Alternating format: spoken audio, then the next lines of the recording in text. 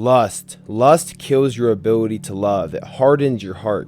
It trains you to take, not to give. But love requires sacrifice and empathy. Lust avoids both. And lust turns people into objects, not humans. So you need to escape lust and you need to embrace love. You can't bond deeply with other people when your mind is constantly chasing instant pleasure. And lust is so hard to defeat, man. I battled with it for years. I struggled with lust for years because I was thinking lust was love. Couldn't tell the two apart. But real love is slow. It's intentional. It's emotional. However, lust makes patience feel uncomfortable.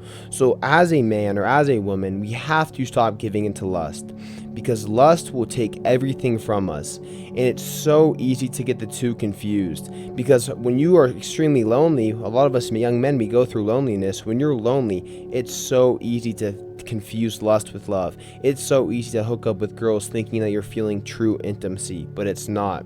The difference between love and lust is protection.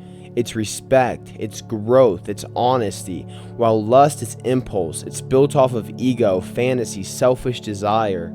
It's built off using other people. It's evil. But love is the opposite. And one builds relationships while the other replaces them with imagination. And you have to understand that God blesses the man who can't control himself. So you have to become a man who can recognize what the difference between love and lust is, and you can choose to love someone, because you're never going to build a real relationship that actually lasts, that has true value to it, when you're stuck in the trap of lust. Because relationships are a blessing, not a reward for impulse. And it's so easy, man. You know, it's so easy when you're participating in hookup culture and you're cuddled up to some girl you met an hour ago and you feel like you're feeling intimacy, but no. You're just you're replacing intimacy with fake intimacy. Same thing with porn. You're replacing that desire, that want for true love, with something that would just leave you feeling empty and numb. Because lust promises connection, but it leaves you feeling more alone than before. It tricks you into thinking you need a relationship to feel loved.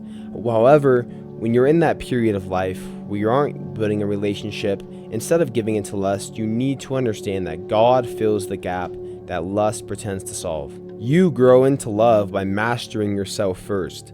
Discipline, routine, accountability, and purpose will rebuild your heart, because healing is possible, but progress is what matters. So you have to open your heart up to love, and you have to close it to lust. And the message I have for you young men is, you need to understand you're not broken. You're not broken. You're just being trained by your habits. You're just searching for meaning in the world. But the truth is, true meaning is only found in God.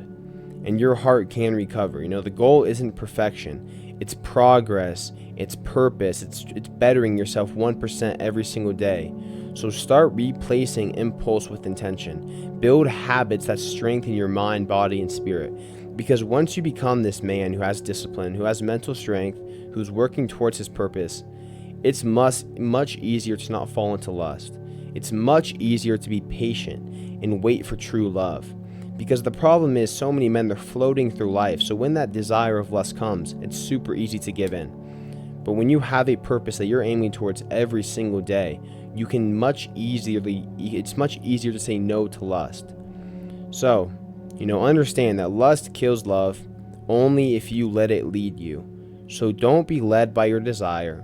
Don't be led by lust. Instead, be led by purpose, by love, by God. Because love becomes possible again once God becomes your guide, not your urges.